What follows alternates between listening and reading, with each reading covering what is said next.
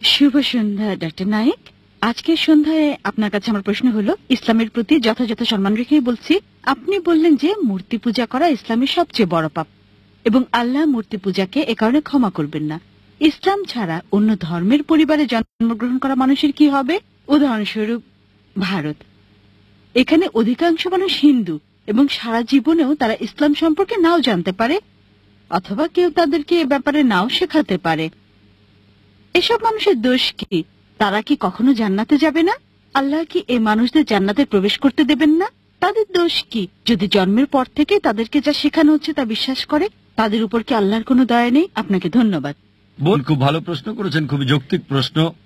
অমুসলিম পরিবারে জন্মগ্রহণ করে মানুষদের ব্যাপার কি, আর তাদের পিতামাতা মূর্তি পূজা করছে, তো দোষটা কার? আল্লাহ কেন তাদের শাস্তি দেবেন? খুবই ভালো প্রশ্ন। এই কারণে আমাদের প্রিয় নবী মুহাম্মদ সাল্লাল্লাহু আলাইহি ওয়াসাল্লাম বলেছেন, প্রতিটা শিশু দিনুল ফিতরের উপর জন্মগ্রহণ করে, প্রতিটি শিশু মুসলিম হিসেবে জন্মগ্রহণ করে, হোক তার জন্ম ইহুদি পরিবারে, খ্রিস্টান পরিবারে, হিন্দু পরিবারে অথবা মুসলিম পরিবারে, সে মুসলিম হয়ে জন্ম নেয়। আগে আমি বলেছি, মুসলিমের সংজ্ঞা হচ্ছে যে ব্যক্তি নিজের ইচ্ছাকে আল্লাহর কাছে সমর্পণ করে। তাই প্রত্যেকটা শিশু জন্মের সময় তার ইচ্ছাকে আল্লাহর কাছে সমর্পণ করে, পরে প্রভাবিত হয় বয়োজ্যেষ্ঠদের দ্বারা, পিতামাতার দ্বারা, শিক্ষকদের দ্বারা, তারপর মূর্তি পূজা শুরু করে, অগ্নি পূজা শুরু করে, ভ্রান্ত পথে চলে যায়। এ কারণে যখনই কোনো অমুসলিম ইসলাম গ্রহণ করে, তখন তার জন্য সঠিক শব্দটা হচ্ছে রিভার্ট। কনভার্ট না। কনভার্ট মানে এক ধর্মবিশ্বাস থেকে অন্য ধর্মবিশ্বাসে যাওয়া। রিভার্ট মানে কেউ সঠিক পথে ছিল, ভ্রান্ত পথে গিয়েছিল, আবার সঠিক পথে ফিরে এসেছে। তাই যথার্থ শব্দটা হচ্ছে রিভার্ট। আপনার প্রশ্নের দিকে আসি। যদি কোনো শিশু অমুসলিম পরিবারে জন্ম নেয়, আল্লাহ কিভাবে তাকে শাস্তি দিতে পারেন? এই কারণে কোনো শিশু অমুসলিম পরিবারে জন্ম নিয়ে বালেগ হওয়ার আগে যদি সে মারা যায়, সে জান্নাতে যাবে ইনশাআল্লাহ। কেন? কারণ প্রত্যেক শিশুই তার ইচ্ছাকে আল্লাহর কাছে সমর্পণ করে।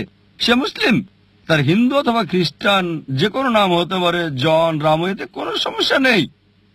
কিন্তু যদি শিশু বলে গণ্য হয় আর যদি সে অবস্থায় মারা যায়, তাহলে জান্নাতে যাবে, মুসলিম বা অমুসলিম যে পরিবারেই সে জন্মগ্রহণ করুক না কেন। পরবর্তীতে যখন সে বড় হয়ে ওঠে এবং বালেগ হয়, তখন সে দায়ী হয় তার নিজের কাজের জন্য। এ কারণে যদি কোনো শিশু অপরাধ করে, কোর্টে তাকে ছাড় দেয়, তবে যখন বালেগ হয় সে বলতে পারে না যে বাবা শিখিয়েছে তাই আমি এখন চুরি করছি। যদি বড় হয়ে 22 বছর বয়সে চুরি করার পরে পুলিশ তাকে ধরে, সে বলতে পারে না আমার বাবা শিখিয়েছে তাই আমি চুরি করছি। বিচারক কি তাকে ছেড়ে দেবে? যদি 5 বছর বয়স হয়, বিচারক বলতে পারেন ঠিক আছে, সে শিশু, তার জ্ঞান বুদ্ধি হয়নি। কিন্তু যখন প্রাপ্তবয়স্ক হয়, তখন যদি বিচারককে সে বলে আমি চুরি করছি কারণ আমার বাবা শিখিয়েছে, তাকে ক্ষমা করা হবে না। প্রত্যেক ব্যক্তি তার কর্মের জন্য দায়ী। যখন কেউ প্রাপ্তবয়স্ক হয়, তখন তার দায়িত্ব হচ্ছে সত্য অন্বেষণ করা। আমাদের মুসলিমদের দায়িত্ব অমুসলিমের কাছে বাণী পৌঁছানো।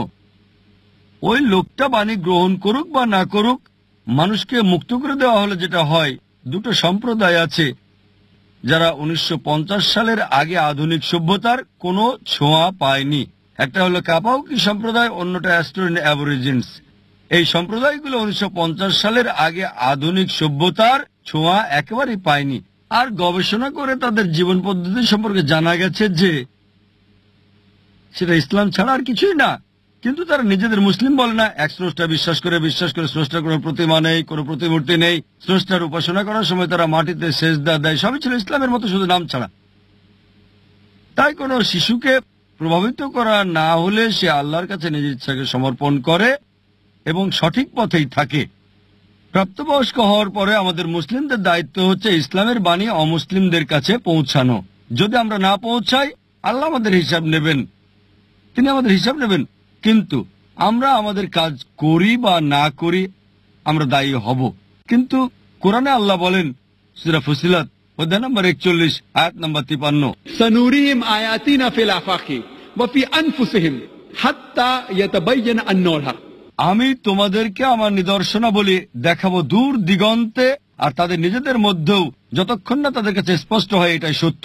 আল্লাহ নিজেই দায়িত্ব নিয়েছেন যে তিনি নিজেই প্রত্যেক মানুষের কাছে সরাসরি বাণী পৌঁছে দেবেন। যদি কোনো মুসলিম তার কাজ নাও করে, সে ভালো বা মন্দ যায়, উদাহরণ দেখ, আল্লাহ প্রত্যেকটা মানুষের অন্তরে উদয় করবেন, হোক মুসলিম বা অমুসলিম। সত্য সম্পর্কে, এক স্রষ্টা সম্পর্কে। তাই একবার বাণী পৌঁছার পর ওই মানুষটা মানতেও পারে, নাও মানতে পারে। এটা ভেবেও মানতে পারে যে আমি যদি ইসলাম গ্রহণ করি আমার পছন্দনীয় বিষয়গুলো বর্জন করতে হবে, অ্যালকোহল বাদ দিতে হবে, ডেটিং ডান্সিং বাদ দিতে হবে এবং অন্যান্য বিষয় যেগুলো হারাম, ওই বাণী গ্রহণ নাও করতে পারে, তখন সে দায়ী হবে। একইভাবে বাবা যদি ভুল কিছু শেখায়, চুরি করা, এটা বোঝা আপনার দায়িত্ব যে চুরি করা হারাম, এটা পাপ, এটা ভুল কাজ।